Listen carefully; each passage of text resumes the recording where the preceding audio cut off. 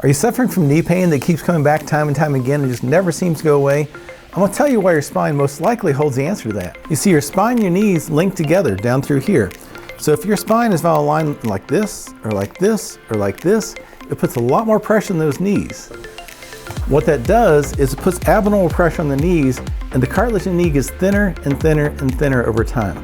Most people just try and address the knees, but the problem is probably coming from other things that are making your knees act abnormally. So what we really have to do is we have to zoom out so we can look at the entire body, look at this pelvis, the hips, the low back, and the knees to see where the problem's coming from so we don't keep recreating it all the time.